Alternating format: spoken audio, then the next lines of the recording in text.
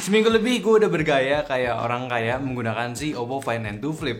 Dan gue suka banget pakai handphone ini. Bahkan gue rela pindah dari iPhone mini kesayangan gue cuma buat cobain rasanya jadi orang berduit. Oke, gue tuh sebenarnya kalau pilih handphone juga ya, memilih sebuah handphone pasti mengutamakan dari compactness.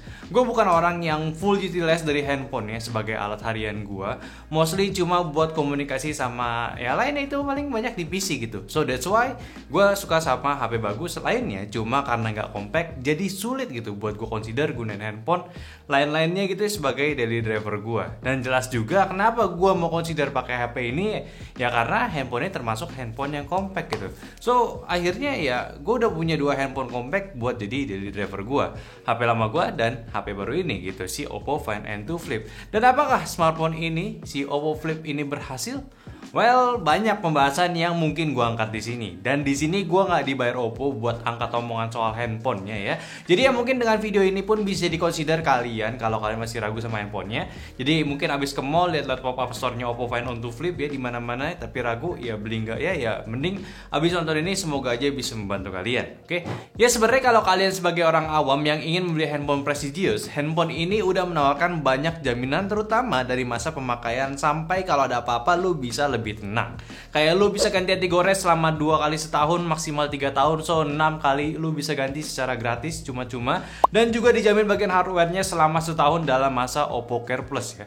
Ya gua harap sih Oppo bener-bener bisa komitmen bagian ini, karena concern utama orang beli handphone itu bukan karena gimana performanya nanti, tapi gimana jaminan kita untuk kita maksudnya bisa pakai selama ini ada di tangan kita. Intinya kalau lu udah beli handphone ini sih ya dan ada masalah terus ada oknum servis resminya menyulitkan serta nggak sesuai sama perjanjian awal, coba kalian DM kita aja, nanti gue bakal bantu lapor ke pihak Oppo-nya, oke? Tapi sekali lagi dari segi keamanan lu pakai jangka panjang ini sudah cukup promising dan lu boleh langsung beli handphone ini. Kalau dari segi gue sebagai compact user, handphone ini masih di ranah aman untuk gue pakai hari-hari. Memang ketika gue unfold ini ya jadi handphone biasa gitu, besar. Tapi pas kembali di flip, komplainan gue seketika hilang gitu. Enak aja gitu bawa kemana-mananya, cukup ringan juga dan gue pun gak khawatir perlu jaga ekstra karena ini bukan handphone biasa. Paling gue sedikit consider handphone ini jadi sedikit tebal karena dilipat. Tapi ya udah. Terus buat daily usage-nya ya dengan baterai yang lebih besar juga di sekitaran 4300 mAh ini buat pemakaian khusus gue sendiri, ini termasuk awet. Selalu gue pakai di pagi hari 100% dan ketemu malam itu sekitar 20%-an. Ini gue mix wifi juga dan data internet pula lagi. Emang screen on time yang gue dapat itu cuma sekitar 4-5 jaman, tapi ya balik lagi, gue itu nggak pernah kedapatan gue itu nyari-nyari charger di luar kantor dimanapun karena baterainya ini seketika habis gitu aja, nggak pernah. Dan memang sudah sesuai juga sih sama HP Flip kegunaannya buat apa juga gitu. Ya nggak mungkin lu beli ini buat main game juga kan. Walaupun bisa karena chipsetnya ini udah bagus, tapi chipset di otak lu kayaknya sih salah sih kalau misalnya pilih ini buat bermain game. Kalau gue gunain ini mostly ya cuma buat messaging sama sosial media aja. Udah. Oh iya, juga untuk pengecasannya walaupun handphone ini premium belum mendapatkan fitur wireless charging, setidaknya si Oppo ini menawarkan pengecasan 44 watt charging foolproof ya. Lu bisa melakukan pengecasian 1 jaman udah full lagi, gak ada masalah selama lu punya chargernya dan lu dapetin juga di paketannya. Dan sebagai HP Flip dengan layar depan yang terbesar saat ini udah cukup menunjang kebutuhan gua tanpa perlu buka handphonenya lagi. Kayak tadi gue mention aja, setidaknya di layar depan itu lu bisa lihat notifikasi secara lengkap, buka aplikasi widget WhatsApp serta jadi mirror screen untuk kamera lu. Dan ketika gua tanya teman-teman gua user HP Flip Samsung dan dibandingkan dengan handphone ini, mereka banyak bilang lebih baik karena sekedar notifikasi doang dan layarnya pun juga lebih besar. Apalagi kalau kita lihat sekarang banyak konten vertikal, ini ngebantu banget. Kayak beberapa video story gua buat ketika lagi mode station. Ditambah sebelumnya ada update OS yang isinya Oppo Labs mengizinkan kita pakai WhatsApp di screen depannya ya. Kelihat ini screen tuh gak sekedar ada aja, tapi tetap dikembangin sama Oppo-nya. Ya gua harap sih Oppo terus lanjut ngembangin fitur ini. Kalau minusnya ada nggak? Ya harusnya udah kebayang dari tadi, bagus tapi belum sempurna. Kayak notif cuma bisa dibaca aja, cuma belum bisa support buat balas langsung kecuali pakai aplikasi bawaan doang.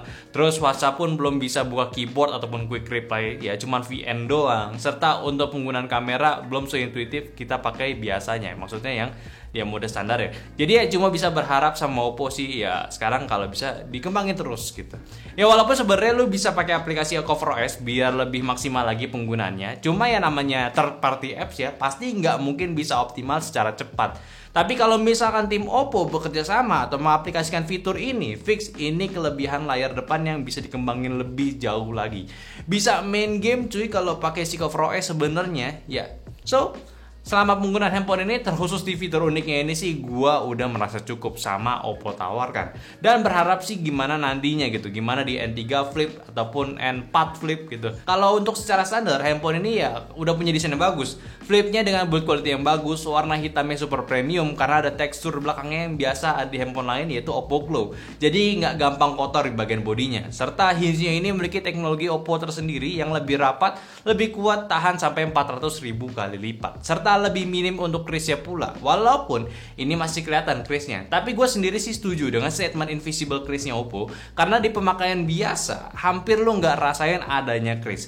Lu bakal ngerasa ada ketika lu cuma kekeh pengen buktiin soal crease-nya aja. Lihat biasa itu nggak kelihatan, disentuh hampir rata juga ya, tapinya ya untuk minusnya sebenarnya masih ada aja. Yang lu belum bisa leluasa buka flip ini sekitar 135 derajatan kayak begini ya, pasti akan turun gitu.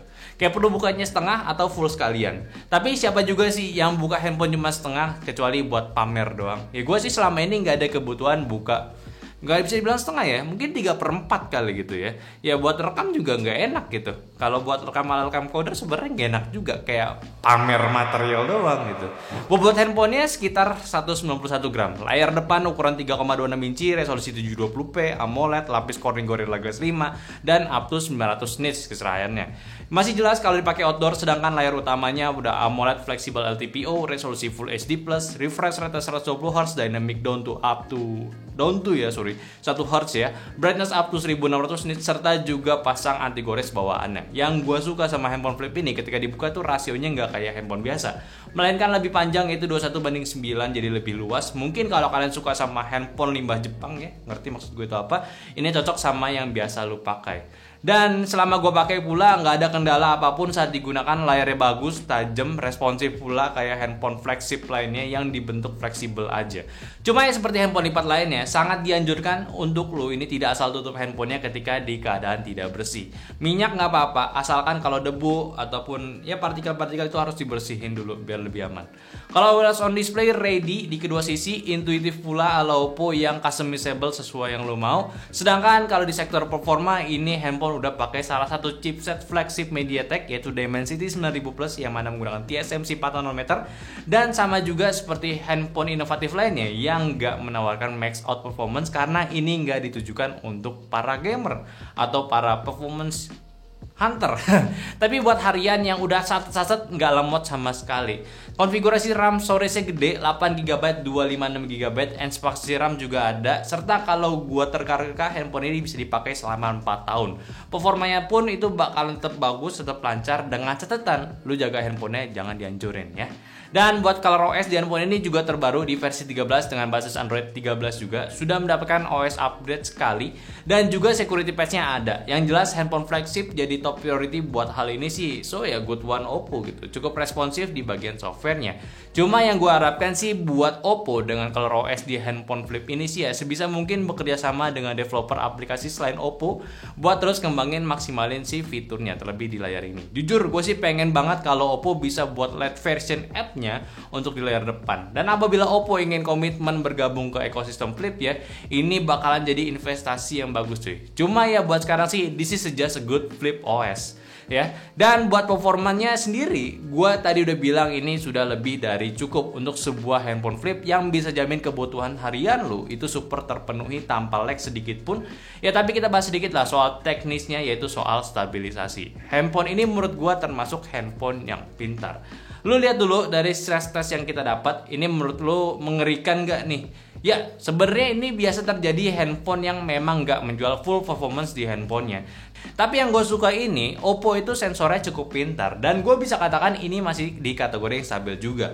Kayak ketika di suhu yang normalnya, si handphone ini bisa push selalu di atas 80% stabilitasnya. Dan ketika suhu handphone ini menyentuh di 40 derajat Celcius, 47 derajat Celcius ya, ini bakalan turun seketika di suhu yang dia bakalan ngerem ke sepertiga performance-nya untuk menjaga handphone itu nggak overheat.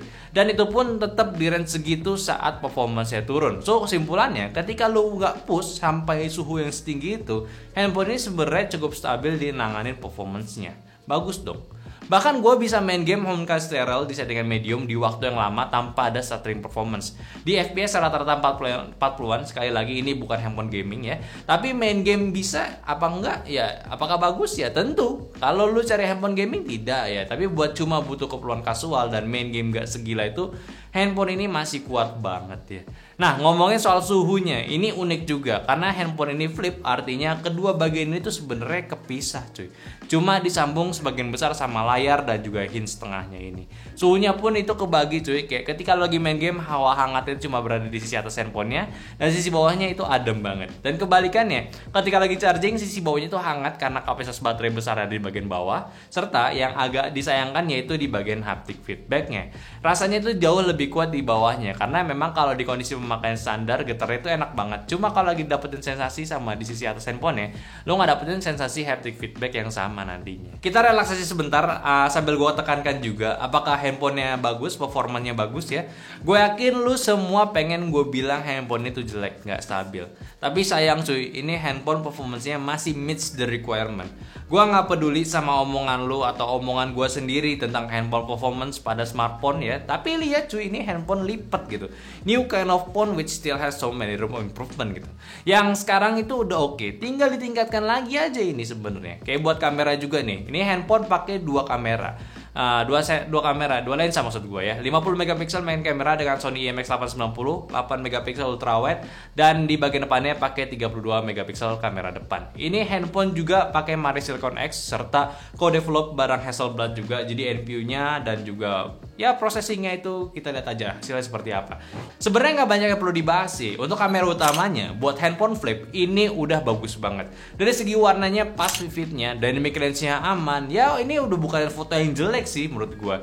Di mode AI dia cuma nambahin warnanya aja sedikit banget gitu, hampir nggak ketara kalau cuma sekedar lihat sebentar. Sedangkan mode HDR-nya juga sama, kayak sedikit di adjust gambarnya doang. Jadi memang dari standarnya aja udah bagus. Kalau kamera ultrawide ya selama ada cahaya cukup gitu ya, udah bisa ngasilin gambar yang oke juga. Kalau mode malam di kondisi normal, jujur aja ini handphone bisa proses jadi bagus hasilnya. Cuma kalau memang bener-bener udah sedikit cahayanya ya itu udah sulit sih processing. Di objek kelihatan masih oke, cuma kayak di langit atau area kosong blank space gitu, ini masih kerasa ada noise-nya. Jadi selama moto di area yang kurang cahaya tapi nggak gelap-gelap banget, ini bisa bikin bagus gambarnya cuy. Ya lagi pula sih siapa yang mau foto di gelap-gelapan gitu yang nggak ada cahaya, aneh juga gitu ya. Nah kalau mode portrait sebenarnya standar aja ya standar Oppo gitu, bisa buat ngasih blur di bagian belakang, objek yang kepotongnya pas juga, paling ya kameranya sih yang agak potong gitu ya. Mode expand ini salah satu fitur dari co-develop bareng Hasselblad. Lo bisa ambil mode gambar rasio panjang gini yang mungkin bisa kasih nuansa baru untuk foto yang berbeda. Tapi emang somehow gambarnya bagus sih kalau pakai mode ini. Padahal setahu gua ini sih nggak ada efek-efek yang ditambahin. Cuma ala-ala foto jadul aja gitu motretnya. Kalau untuk video bisa sampai 4K 30 fps dan Full HD 60 fps yang hasil videonya sama semua dari segi warna dan detailnya. Buat 4K sama Full HD 60 fps ini sih masih tergolong yang aman. Agak goyang sedikit tapi nggak parah dan masih kepake banget videonya. Gue pikir juga untuk handphone seperti ini sih videonya bakalan yaudah gitu, nggak menarik gitu. Tapi somehow handphone flip punya kamera yang oke cuy. Suka gue, nggak perlu pusing makanya. Apalagi kalau ada fitur video preview di bagian depan ini, kayak nggak bikin sulit lo bikin rekaman. Tinggal pakai layar depannya aja buat jadi cermin, gampang buat foto bareng juga bisa. Bahkan kalau kita mau rekam biasa dari layar depannya dengan kamera utamanya ini juga belum bisa 4K nih. Gue harap sih Oppo bisa update gitu biar kita bisa maksimalin kameranya dengan layarnya ini. Cuma ya balik lagi, gue sih maksud gue terbantu banget gitu dengan adanya layar depan ini. Gak mikirin gue mau mesti resolusi apa, yang penting jadinya tuh dengan mudah gitu, lebih gampang buatnya. Dan Full HD sih menurut gue udah cukup banget, apalagi kalau bisa 4K nanti kan.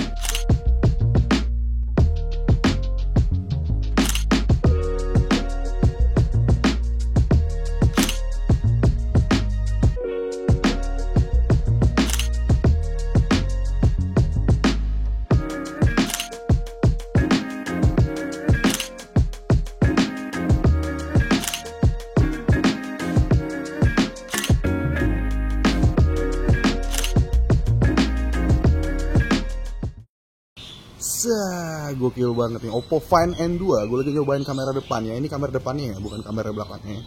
Yang gue suka lagi-lagi karena ini bisa jadi mode handycam. Jadi gampang banget tuh gue megangnya. Yang menariknya adalah di sini lu bisa bukan berubah jadi ultrawide, tapi lebih ke view-nya digedein. Lu tinggal tarik nih tuh, jadi 0,8, jadi lebih luas gitu. Dan gue sih udah ngecek mic-nya udah oke lah. Ya udahlah, flagship seperti biasa Oppo selalu. Kalau udah flagship ya nggak bercanda lah udah. Nah sekarang gue mau nyobain buat ngerekam gimana sih rasanya ngevlog itu pakai cover screen. Nah ini nih gue pakai cover screen nih. Feel-nya sih enakan pakai cover screen ya, karena layar yang di belakangnya ini gede gitu ya. Tapi ya walaupun dia bisa up to 4K, kalau udah di cover screen kayak gini ya pasti jadi Full HD 30 fps gitu. Mic-nya sih masih oke-oke aja sih, nggak ada yang berubah gitu nih.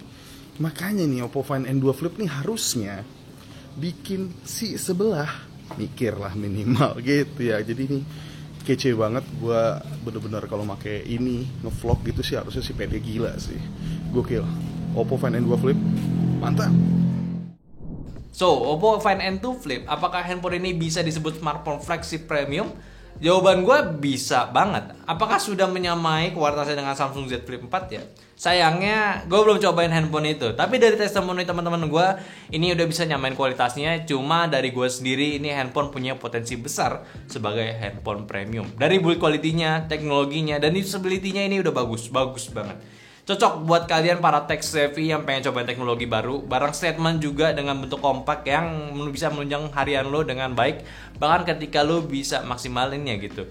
Ya bukannya gue lebay, tapi untuk sebuah handphone yang jarang orang lirik sebagai handphone yang punya lini flagship dan flip lagi ya kayak gini, Oppo cukup berhasil dengan peluncurannya kali ini. Mungkin mereka sudah memilih antara handphone ini ataupun si Find X6 Pro gitu yang masuk ke Indonesia nanti ataupun kemarin. Dan mereka memilih ini, buat gue sih ya mereka nggak salah. Apalagi mereka bisa rilis handphonenya di harga yang sama dengan kompetitornya. Jadi bagus buat kompetisi handphone lipat Indonesia, dan bagus juga buat Oppo bisa ningkatin standar kualitas smartphone-nya ke level inovatif yang mainstream punya. Gue support Oppo buat terus ngembangin handphone ini ya, N3 Flip atau N4 Flip, atau kalau bisa Fold-nya bawa ke Indonesia juga, dan perlahan pasti market flip di Indonesia bakal berkembang lagi, dan trust ke Oppo untuk lineup flagship pun juga bakal meningkat. Sorry nih kalian kaum menang mending ya, memang ini handphone buat kalian, tapi percaya gue maksud gue, Oppo kali ini tuh bagus. Semoga kalian berkesempatan cobain handphone ini, kalau bisa beli juga. Oke, mungkin itu aja dulu pembahasan gue dari Oppo Find N2 Flip. Tolong bantu share video ini ke teman-teman kalian yang kaya pengen butuh handphone flip baru, dan jangan lupa kasih pendapatnya tentang komen ini. Ya kalau kalian mau nyerang gue itu dibayar Oppo silakan aja, tapi ini handphone yang perlu kalian coba juga. Dan follow semua sosial media kita yang ada di Instagram, TikTok, Facebook, dan Discord, yang semuanya itu ada di deskripsi. Dan terakhir, sampai jumpa di videonya selanjutnya. Bye-bye.